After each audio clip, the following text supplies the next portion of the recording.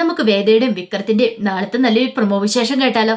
അങ്ങനെ നാളത്തെ വിശേഷം നമ്മൾ കാണുന്ന വേദയുടെയും വിക്രത്തിന്റെ കല്യാണ ദിവസമാണ്. ഈ സമയത്ത് വിക്രം ഭയങ്കര അസ്വസ്ഥനായിട്ടിരിക്കുകയാണ്. വിക്രത്തിന് റെഡി ആവണോ വേണ്ടോന്ന് കൺഫ്യൂഷനായി. കാരണം ഒരു കാരണവശാലും വേദയെ തന്റെ ജീവിതത്തിലേക്ക് കൂട്ടിക്കൊണ്ട് വന്നുവിടാ. അവൾക്കൊരു നല്ലൊരു ജീവിതമുണ്ട്, അവളെ അവളുടെ വീട്ടുകാർ കൂട്ടിക്കൊണ്ട് പോട്ടെ. പക്ഷേങ്കില് ഇപ്പൊ താന് ഇവിടെ റെഡിയാവാതിരുന്നിട്ടുണ്ടെങ്കിൽ ശരിയാകത്തില്ല. കല്യാണ മണ്ഡപത്തിൽ ചെന്നിട്ട് വേണം കാര്യങ്ങളൊക്കെ പറയാനായിട്ട് എന്നൊരു ചിന്തയുണ്ട്. ആ സമയത്ത് എല്ലാവരും അവിടെ കാണുമല്ലോ.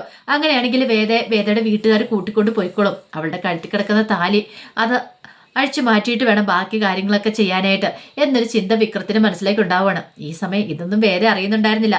വേദ എന്ത് ചെയ്യുവാണ്? റെഡിയാകുവാണ്. വേദയുടെ അടുത്തേക്ക് ശ്രീജ വരുന്നുണ്ട്. പിന്നീട് ശ്രീജ കൂടെ വേദ റെഡിയാക്കുന്നുണ്ട്. ഈ സമയത്ത് വേദ പറഞ്ഞു, എൻ്റെ ആദ്യ കല്യാണം നടക്കുന്ന സമയത്ത് ഇതുപോലെ മേക്കപ്പോ കാര്യങ്ങളോ ഒന്നും ഉണ്ടായിരുന്നില്ല. ഒരു ചുരിദാറിട്ട് നിൽക്കുന്ന സമയത്ത് എൻ്റെ കഴുത്തിലേക്ക് വിക്രം താലി ആർത്തിയെന്ന് പറയാണ്. അത് കേട്ട് കഴിഞ്ഞപ്പോൾ ശ്രീജ പറഞ്ഞു, അതൊക്കെ ഒരു നിമിത്തമാണ്. പക്ഷേ ഇപ്പോഴല്ലേ നാലാൾ അറിഞ്ഞ് വിക്രം വേദയുടെ കഴുത്തിൽ താലി ആർത്താൻ പോണെന്ന് ചോദിക്കാം. ഇത് കേട്ടിട്ടുണ്ടോ എന്ന് അച്ഛമ്മ ചോദിച്ചു. അല്ല, ഒരുക്കമൊന്നും ഇതിലിട്ടും കഴിഞ്ഞില്ലേന്ന് ചോദിക്കാം. ഇതേ അച്ഛമ്മ ഇപ്പം തീരുമെന്ന് പറയണം. എൻ്റെ മോള് നല്ല സുന്ദരിയായിട്ടുണ്ടെന്ന് പറയണം. ഈ സാരി മോൾക്ക് നന്നായിട്ട് ചേരും. ഇത് കേട്ട് കഴിഞ്ഞപ്പോൾ വേദ പറഞ്ഞു, അത് പിന്നെ എങ്ങനെ ചേരാതിരിക്കും? അച്ഛമ്മയല്ലേ എനിക്ക് വേണ്ടി സെലക്ട് ചെയ്തുകൊണ്ട് വന്നേ. അച്ഛമ്മയുടെ സെലക്ഷൻ ഒരിക്കലും മോശമാവില്ലെന്ന് പറയണം. ഇത് കേട്ട് കഴിഞ്ഞപ്പോൾ അച്ഛൻ പറഞ്ഞു, അതെ നിന്നെ സെലക്ട് ചെയ്ത ഞാനല്ല, വിക്രമാന്ന് പറയണം. വിക്രത്തിന്റെ സെലക്ഷൻ മോശമായിട്ടില്ല എന്ന് പറയണം. ഈ സമയത്ത് ശ്രീജ വെച്ചു, അല്ല വിക്രം റെഡിയായോ അച്ഛമ്മേന്ന് ചോദിക്കണം. ഞാൻ പോയില്ല അങ്ങോട്ട്, ഞാനൊന്ന് പോയി നോക്കട്ടെ അവൻ എന്തെടുക്കുവാന്ന് എന്നൊക്കെ പറഞ്ഞിട്ട് അച്ഛമ്മ അങ്ങോട്ടേക്ക് ചെല്ലുവേണം. ചെന്നുള്ള സമയത്ത് വിക്രം അതേ ഇരിപ്പിരിക്കുകയാണ്. ചെന്നിട്ട് ചേടാ നിനക്ക് മാറാനുള്ള ഡ്രസ്സൊക്കെ കിട്ടിയില്ലേന്ന് ചോദിക്കും. കിട്ടിയ അച്ഛമ്മ, പിന്നെ എന്ത് ഇരിപ്പാടായിരിക്കണേ, നിന്റെ ആ കല്യാണം ഞങ്ങളുടെ അല്ല, ഞങ്ങൾ വല്ല റെഡി ആയല്ലോ എന്ന് പറയണം. അത് പിന്നെ അച്ഛമ്മ ഞാൻ എന്താടാ ഇനി നിനക്ക് റെഡി ആവണമെങ്കിൽ ആന അമ്പാരിയൊക്കെ വേണം, കൊട്ടും കുരവേ ഉണ്ടല്ലോ നീ റെഡി ആവുള്ളൂ എന്ന് ചോദിക്കേ. അങ്ങനെയൊന്നുമില്ല, എന്നാൽ പെട്ടെന്ന് റെഡി ആവടാ, ഇതിനൊക്കെ അതിൻ്റെതായ ഒരു സമയമുണ്ട്. മുഹൂർത്ത സമയത്ത് തന്നെ താലി ആർത്തണം കഴുത്തേല്. ഇനി നിന്നോട് ഞാൻ പ്രത്യേകം പറയേണ്ട കാര്യമുണ്ടോ എന്ന് ചോദിക്കുക. അല്ല അത് പിന്നെ ഞാൻ കൂടുതലൊന്നും പറയണ്ട. ദേ ഞാനിനി ഇങ്ങോട്ട് വരുമ്പത്തെ റെഡി ആയിരുന്നില്ലെങ്കിൽ ഉണ്ടല്ലോ ഈ അച്ഛമ്മയുടെ മറ്റൊരു മുഖം നീ കാണും, നിനക്കറിയാലോ, കൂടുതൽ എന്നെ കൊണ്ടൊന്നും പറയിപ്പിക്കരുത് എന്ന് പറയണം. അങ്ങനെ അച്ഛമ്മ അങ്ങോട്ട് പോയി കഴിഞ്ഞപ്പോഴത്തേനും വിക്രത്തിന് പിന്നെ റെഡി ആവാതിരിക്കാൻ പറ്റിയില്ല. വിക്രം അങ്ങനെ ഷർട്ടും മുണ്ടും ഒക്കെ മാറിയിരിക്കുകയാണ്. ഈ സമയത്ത് വേദയുടെ വീട്ടിൽ നിന്ന് ദീപ്തി മുത്തശ്ശി പത്മയൊക്കെ ഇറങ്ങാൻ തുടങ്ങുകയാണ്. എന്താണെങ്കിലും ശങ്കരനാരായണൻ വരുന്നില്ല എന്ന് പറഞ്ഞു. കല്യാണം നടക്കുവാണെങ്കിൽ അങ്ങോട്ടേക്ക് വരാം, അല്ലെങ്കിൽ ഇനി വന്ന് നാണം കിടണ്ടല്ലോ. ശ്രീകാന്ത് പറഞ്ഞാൽ ഇനിയിപ്പം വിക്രം വേദയുടെ കഴുത്തിൽ താലി ആർത്തിയില്ലെങ്കിൽ താൻ അവിടെ വെച്ച നാണം കിടുമെന്നൊരു ചിന്ത മനസ്സിലുണ്ടായിരുന്നു. പിന്നീട് ദീപ്തി പറഞ്ഞു, ഒരു കാര്യം ചെയ്യാം അച്ഛാ, താലി കെട്ടുന്ന സമയത്ത് ഞാൻ അച്ഛനെ വിളിക്കാം, അച്ഛനെ വിളിച്ച് സംസാരിക്കാം, അപ്പം അറിയാലോ കാര്യങ്ങളൊക്കെ. അത് കഴിഞ്ഞിട്ട് അച്ഛൻ അങ്ങോട്ടേക്ക് വന്നാൽ മതി എന്ന് പറയണേ. ഇനി താലികെട്ട് കാണുന്ന സമയത്ത് ഞാൻ വേണേ വീഡിയോ കോൾ വിളിച്ച് അച്ഛനെ കാര്യങ്ങളൊക്കെ കാണിച്ചു തരാമെന്ന് പറയണം. അത് കൊള്ളാം, അത് നല്ലൊരു ഐഡിയ. അതിനുശേഷം അച്ഛൻ അങ്ങോട്ടേക്ക് വന്നാൽ മതി എന്ന് പറയണം. അങ്ങനെ ആ കാര്യത്തിൽ ഒരു തീരുമാനമായി. പക്ഷെ ശ്രീകാന്തിന് ഒട്ടും അതങ്ങ് ഇഷ്ടപ്പെടുന്നുണ്ടായിരുന്നില്ല. കാരണം വേദയും വിക്രവും തമ്മിലുള്ള കല്യാണം എങ്ങനെയും മുടങ്ങണം എന്നൊരു ചിന്ത മാത്രമേ മനസ്സിലുണ്ടായിരുന്നുള്ളൂ. ഈ സമയം മുത്തശ്ശി പറഞ്ഞു, എടാ നീ എന്തായാലും വരാതിരിക്കല്ലേ ശങ്കര, കാരണം വേദമോൾക്ക് ഭയങ്കര സങ്കടമാവും എന്ന് പറയണം. രണ്ട് കുടുംബക്കാരും തമ്മിലുള്ളൊരു ബന്ധമല്ല എന്ന് ചോദിക്കണം. അങ്ങനെ എന്ത് ചെയ്യണം? അവസാനം മുത്തശ്ശിയും ദീപ്തി അവരങ്ങോട്ട് ഇറങ്ങുവാണ്. ആ സമയത്ത് വേദ റെഡിയായി കഴിഞ്ഞു. പിന്നീട് അച്ഛൻ്റെ അമ്മയുടെ ഒക്കെ അനുഗ്രഹം മേടിക്കുന്നുണ്ട്. മുത്തശ്ശിയുടെ എല്ലാവരുടെയും അനുഗ്രഹം വിക്രം വേദയൊക്കെ മേടിക്കണം. മുത്തശ്ശിയും മാഷും അങ്ങനെ എല്ലാവരും അനുഗ്രഹിക്കണം. അനുഗ്രഹം എല്ലാം മേടിച്ചവരും കൂടെ ഇറങ്ങാൻ തുടങ്ങുമ്പോഴത്തേനും നന്ദിനിക്ക് ഒട്ടും അങ്ങോട്ട് സഹിക്കുന്നുണ്ടായിരുന്നില്ല ഇതൊക്കെ. അവളുടെ ഒരു അഹങ്കാരം കണ്ടില്ലേ.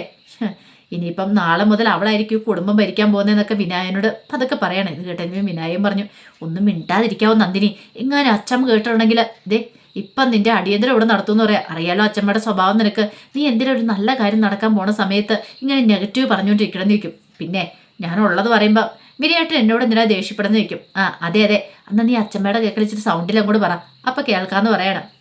അങ്ങനെ അവസാനം എന്ത് ചെയ്യണം, അവരെല്ലാവരും കൂടെ മണ്ഡപത്തിലേക്ക് പോകണം. അങ്ങനെ വിക്രത്തിനെ ആനയിച്ചുകൊണ്ട് കൊണ്ടുപോകണം. നല്ല ഭയങ്കര അടിപൊളിയായിട്ടായിരുന്നു മണ്ഡപവും കാര്യങ്ങളൊക്കെ. നാദസ്വരക്കാരൻ നാദസ്വരമൊക്കെ വായിച്ച് അങ്ങനെ വിക്രം മണ്ഡപത്തിലേക്ക് പോയിരുന്നു. കുറച്ചു നേരം കഴിഞ്ഞ് കഴിയുമ്പോഴത്തേനും വേദയെ അങ്ങോട്ടേക്ക് കൊണ്ടുവരുവാണ്. വേദ അങ്ങോട്ട് പോയിരുന്നു. ഈ സമയത്ത് ദീപ്തി മുത്തശ്ശി അവരൊക്കെ മാത്രം വന്നിട്ടുണ്ടായിരുന്നല്ലോ. അപ്പോഴേക്കും കമല എന്നിട്ട് ചോദിച്ചു, അല്ല അച്ഛൻ വന്നില്ലേന്ന് ചോദിക്കണം ദീപ്തിയുടെയൊക്കെ. ഇത് കേട്ട് കഴിഞ്ഞപ്പോഴത്തേനും ദീപ്തി പറഞ്ഞു, അല്ല അത് പിന്നെ അച്ഛന് പോരാൻ ഇറങ്ങിയ സമയത്ത് പെട്ടെന്ന് അത്യാവശ്യമായിട്ട് കോടതി വരെ ചെല്ലണമെന്ന് പറഞ്ഞ് കോള് വന്നു, അതുകൊണ്ട് പോയി. സാരമില്ല, കെട്ട് കഴിഞ്ഞിട്ടാണെങ്കിലും അച്ഛൻ പെട്ടെന്ന് തന്നെ വരുമെന്ന് പറയണം, അധികം താമസിക്കാതെ വരുമെന്ന് പറയാം. ഇത് മാഷ് ശ്രദ്ധിച്ചു. മാഷ് പതുക്കെ കമലയെ വിളിച്ചുകൊണ്ട് പോയിട്ട് ചോദിച്ചു, അല്ല ഞാനൊരു കാര്യം ചോദിച്ചോട്ടെ, ഈ പറയുന്ന വേദയുടെ അച്ഛൻ വരുമെന്ന് ചോദിക്കുക. അതെന്താ മാഷെ അങ്ങനെ പറഞ്ഞേ? ലക്ഷണം കണ്ടിട്ട് വരുമെന്ന് എനിക്ക് തോന്നുന്നില്ല.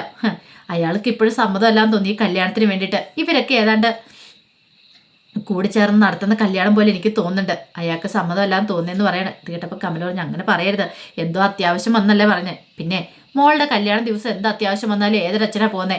മോൾക്ക് അനുഗ്രഹം കൊടുക്കാനായിട്ട് ആൾ വേണ്ടേന്ന് ചോദിക്കണം. ഈ സമയത്ത് മുത്തശ്ശി അങ്ങോട്ടേക്ക് വന്നു. മുത്തശ്ശി വന്നിട്ട് പറഞ്ഞു, അതേ വിഷമിക്കൊന്നും വേണ്ട, കാരണം ശങ്കരൻ എന്താണെങ്കിലും വരും. അവൻ കല്യാണം കഴിഞ്ഞ് ആ അനുഗ്രഹം കൊടുക്കണ സമയത്തിന് അവൻ എത്തിക്കോളും. അവൻ നേരത്തെ തന്നെ എത്രയും പെട്ടെന്ന് തന്നെ എത്താൻ പറ്റുമെങ്കിൽ അത്രയും പെട്ടെന്ന് തന്നെ എത്താമെന്ന് പറഞ്ഞിട്ടുണ്ട്. ആ കാര്യം ഓർത്ത് നിങ്ങളാരും ടെൻഷൻ അടിക്കേണ്ട. നിങ്ങളുടെയൊക്കെ മനസ്സിലൊരു ചിന്തയുണ്ടായിരിക്കും, വേദയുടെ അച്ഛൻ കല്യാണത്തിന് വരത്തില്ലേന്ന്. ഉറപ്പായിട്ടും വരും, ഞാനാ വാക്ക് പറയണേ എന്നൊക്കെ മുത്തശ്ശി പറയണം. അപ്പോഴേക്കും പത്മ അങ്ങോട്ടേക്ക് വന്നു. പത്മ അവരോട് സംസാരിക്കുന്നുണ്ട് അതിനെക്കുറിച്ചൊക്കെ. പിന്നീട് കല്യാണത്തിന് മുഹൂർത്തം എന്നുള്ള സമയം. ഈ സമയത്തിനും വിക്രത്തിന് നെഞ്ചു പടഞ്ഞുകൊണ്ടിരിക്കുകയാണ്. എന്താ ചെയ്യേണ്ടതെന്ന് അറിയത്തില്ല. ആകെപ്പാടി ഒരു ടെൻഷനാണ്. കാരണം കുറച്ച് കഴിയുമ്പോഴത്തേനും ഇവർ സത്യങ്ങളൊക്കെ അറിയും. തനിക്ക് ഇവളുടെ കഴുത്തിൽ താലി അർത്താൻ പറ്റില്ലെന്ന് താൻ പച്ചയ്ക്ക് വിളിച്ചു പറയും. അങ്ങനെ വന്നു കഴിയുമ്പോൾ ഇവിടെ എന്തൊക്കെ സംഭവിക്കുമെന്ന് പോലും അറിയത്തില്ല. എന്ത് വന്നാലും ശരി, താൻ ഇവളുടെ കഴുത്തിൽ താലി ആർത്തില്ല എന്നൊക്കെ ഓർത്ത് വിക്രം ഇങ്ങനെ ഇരിക്കുകയാണ്. അപ്പോഴേക്കും പൂജാരി പറഞ്ഞു, അതേ മുഹൂർത്തത്തിനുള്ള സമയമായെന്ന് പറയാണ്. ഈ സമയത്ത് അച്ഛൻ പറഞ്ഞു, ആദ്യം കഴുത്തിൽ കിടക്കുന്ന താലി അഴിച്ചു മാറ്റണമല്ലോ, എന്നിട്ട് വേണം രണ്ടാമത് താലി കെട്ടാനായിട്ട്. അങ്ങനെ എന്ത് ചെയ്യുവാണ്? വിക്രത്തോട് പറഞ്ഞു, എടാ നിന്റെ കഴുത്തിൽ കിടക്കുന്ന, നിന്റെ അല്ല വേദയുടെ കഴുത്തിൽ കിടക്കുന്ന താലി അഴിച്ചു മാറ്റാൻ പറയണം. അപ്പോൾ വിക്രം തന്നെ അഴിച്ചു മാറ്റണം. പിന്നീട് ശ്രീജ എന്ത് ചെയ്യണം? അങ്ങോട്ട് ചെന്നു. ശ്രീജ പിന്നീട് വേദയെ ഹെൽപ്പ് ചെയ്യുന്നുണ്ട്. വേദയുടെ മുടിയൊക്കെ മാറ്റി കഴിഞ്ഞപ്പോഴത്തേനും വിക്രം അങ്ങനെ ആ താലി അഴിക്കുവാണ്. ആ താലി അഴിച്ച് കൊടുത്ത് ശ്രീജയുടെ കയ്യിലേക്ക്. ഈ സമയം കമല പറഞ്ഞു, ഇനി ഇപ്പം വേണം അടുത്ത താലികെട്ട് നടത്താനുണ്ട്. ആ മുഹൂർത്തത്തിന് മുമ്പ് തന്നെ, അല്ല മുഹൂർത്ത സമയത്ത് തന്നെ താലികെട്ടും കാര്യങ്ങളൊക്കെ നടത്തണമെന്ന് പറയണം. പിന്നീട് വിക്രത്തോട് പറഞ്ഞു, എടാ നീ എന്ത് നോക്കിയിരിക്കുക, താലി എടുത്ത് കെട്ടാൻ പറയണം. ഈ സമയത്താണ് വിക്രം ആ കാര്യം പറയണേ. താലി കെട്ടാനോ? എന്തിന്? ഞാൻ താലി കെട്ടൊന്നുമില്ല, ഞാൻ ഇവിടെ കഴുത്തെ താലി കെട്ടില്ല. കെട്ടിയ താലി ഞാൻ ഊരി മാറ്റി, ഇനി എനിക്ക് കുഴപ്പമില്ല എന്ന് പറയണം. കമലയ്ക്ക് എന്ത് ചെയ്യണം അറിയത്തില്ലാത്തൊരവസ്ഥയിൽ കമല നിൽക്കുകയാണ്. ഈ സമയത്ത് എന്ത് ചെയ്യണം? ശ്രീനിവാസൻ ശങ്കരനാരായണനെ വിളിക്കുകയാണ്. കാരണം ശങ്കരനാരായണൻ കല്യാണത്തിന് പോയിട്ടില്ലെന്നുള്ള കാര്യം ശ്രീനിവാസൻ അറിഞ്ഞു, അവിടെ എത്തിയിട്ടില്ലെന്ന കാര്യം. അങ്ങനെ ശങ്കരനാരായണനെ വിളിച്ചിട്ട് പറഞ്ഞു, ഞാൻ ശ്രീനിവാസനെ സംസാരിക്കണമെന്ന് പറയണം. എന്താ കാര്യം? നിങ്ങൾ എന്തിനാ വിളിച്ചതെന്ന് ചോദിക്കണം. നിങ്ങളുടെ മോളുടെ കല്യാണമായിട്ട് നിങ്ങൾ പോയിട്ടില്ലല്ലേ എന്ന് ചോദിക്കണം. എനിക്കറിയാം നിങ്ങൾ പോവില്ലാന്ന്, കാരണം നിങ്ങളും നിങ്ങളുടെ മകനും എല്ലാം ചേർന്നിട്ടല്ലേ വിക്രത്തിനെ കൊല്ലാനായിട്ട് ഒരുങ്ങിയെന്ന് ചോദിക്കുകയാണ്. അനാവശ്യം പറയരുത് കേട്ടോ എന്ന് പറയണം. അനാവശ്യമല്ല, വിക്രത്തിനെ വണ്ടി ഇടിപ്പിച്ച് കൊല്ലാൻ ശ്രമിച്ച നിങ്ങളൊക്കെ ചേർന്നിട്ടല്ലേ. അപ്പം ആ കല്യാണം മുടങ്ങാനല്ലേ നിങ്ങൾ ആഗ്രഹിക്കുന്നത്. അതുകൊണ്ട് നിങ്ങൾ അങ്ങോട്ടേക്ക് പോവില്ല എന്നറിയാം. ഒന്നുമില്ലേലും നിങ്ങളൊരു അച്ഛനാണോ എന്നൊക്കെ ചോദിക്കണം. ഇത് കേട്ട് കഴിഞ്ഞപ്പോൾ ശങ്കരനാരായണൻ സഹിച്ചില്ല. കാരണം അയാൾക്ക് അറിയാവുന്ന കാര്യമായിരുന്നല്ലത്. ശ്രീകാന്തും ഈ പറയുന്ന ഗുണ്ടാഭിലാഷും വർഷയുടെ അച്ഛനും ഒക്കെ ചേർന്ന് നടത്തിയ ഒരു കളിയായിരുന്നത്. പക്ഷെ ശങ്കരനാരായണൻ അപ്പോഴാണ് ഈ കാര്യം അറിയണേ, ഇങ്ങനെ ഒരു സംഭവം നടന്നിട്ടുണ്ടെന്ന്. വിക്രം മണ്ഡപത്തിലേക്ക് ചെല്ലാതിരിക്കാൻ വേണ്ടിയിട്ട് അവനിട്ടൊരു പണി കൊടുക്കാനായിട്ട് അവർ തീരുമാനിച്ചു. ആ കാര്യങ്ങളൊക്കെ അപ്പോഴാണ് അറിയുന്നത്. പിന്നീട് ശങ്കരനാരായണൻ എന്തെന്ന് ചെയ്യണമെന്ന് അറിയത്തില്ല. പെട്ടെന്ന് ശങ്കരനാരായണൻ ശ്രീകാന്തെന്ന് വിളിച്ച് അലറുവാണ്. അപ്പോൾ ശ്രീകാന്ത് എന്താ അച്ഛാന്ന് ചോദിച്ചുകൊണ്ട് അങ്ങോട്ട് വരുന്ന സമയത്ത് ശങ്കരനാരായണൻ പറഞ്ഞു, ഇങ്ങോട്ട് ഞാൻ ഇറങ്ങി വരട്ടെ എന്നൊക്കെ പറയണം. ആ സമയത്ത് താലി കെട്ടാനുള്ള സമയമായി കഴിഞ്ഞപ്പോഴത്തേനും ദീപ്തി എന്ത് ചെയ്യുകയാണ്? ഫോൺ വിളിക്കുകയാണ് ശങ്കരനാരായണനെ. ഫോൺ വിളിച്ച് ശങ്കരനാരായണൻ കോൾ എടുത്തപ്പോൾ ദീപ്തി പറഞ്ഞു, അച്ഛാ ഇപ്പം തന്നെ ഇത് താലി കെട്ടാനായിട്ട് പോവുക. വിക്രമേട്ടൻ വേദയിച്ചിട്ട് കഴുത്തി താലി ആർത്തു എന്ന് പറയണേ. കാരണം ആദ്യത്തെ താലി ഊരി മാറ്റി, ഇനിയിപ്പം ശരിക്കുള്ള എല്ലാവരും നാലാൾ അറിഞ്ഞുള്ള താലികെട്ടാണ് നടക്കാൻ പോകുന്നത്. അപ്പോൾ ആ നടക്കാൻ പോവാന്ന് പറയണം. അപ്പം അതുകൊണ്ട് അച്ഛനെ വിളിച്ചാന്ന് പറയണം. ഈ സമയത്ത് ശങ്കരനാരായണൻ നല്ല ദേഷ്യമായിരുന്നു. കാരണം ശ്രീകാന്ത് ഒരിക്കലും ചെയ്യാൻ പാടില്ലാത്ത കാര്യമാണ് ചെയ്തത്. അപ്പോൾ ആ ഒരു ദേഷ്യത്തോട് കൂടിയിട്ട് ശ്രീകാന്തിനോട് 4 വാക്ക് സംസാരിക്കാൻ ദേഷ്യപ്പെട്ട് അങ്ങോട്ട് ഇറങ്ങി വരുന്ന സമയത്താണ് സ്റ്റെയർ കേസ് ഇറങ്ങി വരുമ്പം പെട്ടെന്ന് ശങ്കരനാരായണൻ കാല് തെറ്റി താഴേക്ക് വന്ന് നിലത്തടിച്ച് വീഴുകയാണ്. ഈ സമയം ദീപ്തി ഇത് കേട്ടു. ദീപ്തി അച്ചാന്ന് ഫോണിൽ കൂടെ വിളിക്കുന്നുണ്ടെങ്കിൽ ഒരു ശബ്ദവും കേട്ടില്ല. അച്ഛൻ എന്തോ സംഭവിച്ചെന്ന് മനസ്സിലായി. അച്ചാന്ന് വിളിച്ച് അലറി വിളിക്കുകയാണ്. ഈ സമയത്ത് എല്ലാവരും ഒരു നിമിഷം ഞെട്ടിപ്പോയി. പെട്ടെന്ന് പത്മ എന്നിട്ട് എന്താ കാര്യം ചോദിക്കുക. അച്ഛനെന്തോ സംഭവിച്ചു. അച്ഛനെ ഫോൺ ചെയ്തുകൊണ്ടിരിക്കുന്ന സമയത്ത് അച്ഛനെന്തോ അപകടം പറ്റിയെന്ന് പറയണം. ഇതും കേട്ട് കഴിഞ്ഞപ്പോൾ എല്ലാവരും കൂടെ അങ്ങോട്ട് പോകാൻ തുടങ്ങിയപ്പോഴത്തേനും വേദ പെട്ടെന്ന് അവിടെ നിന്ന് എഴുന്നേറ്റ് ചാടി എഴുന്നേറ്റിട്ട് ഞാനും വരുവാ, എനിക്ക് എൻ്റെ അച്ഛനെ കാണണമെന്ന് പറഞ്ഞ് വേദ എഴുന്നേറ്റ് ആ ഒപ്പം തന്നെ പുറത്തേക്ക് ഇറങ്ങി പോവാണ്. എല്ലാവർക്കും എന്ത് ചെയ്യണമെന്ന് അറിയത്തില്ല. എല്ലാവരും വല്ലാത്തൊരവസ്ഥയായിപ്പോയി. കാരണം മുഹൂർത്തത്തിന് സമയത്ത് തന്നെ താലി കെട്ടണം, മുഹൂർത്തം കഴിയുന്നതിന് മുമ്പ് തന്നെ താലി കെട്ടണം.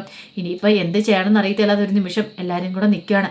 അപ്പോൾ അതിൻ്റെ വിശേഷങ്ങളൊക്കെ നാളെ കാണാൻ പോകുന്നത്. എന്താണെങ്കിലും ഒരു കാര്യം ഉറപ്പാണ്, ഇനിയിപ്പോൾ എന്തൊക്കെ നാടകങ്ങൾ ശ്രീകാന്തൊക്കെ കളിച്ചെന്ന് പറഞ്ഞാലും ഉറപ്പായിട്ടും വിക്രത്തിൻ്റെ വേദയുടെ താലികെട്ടിയ ചടങ്ങ് നടക്കും.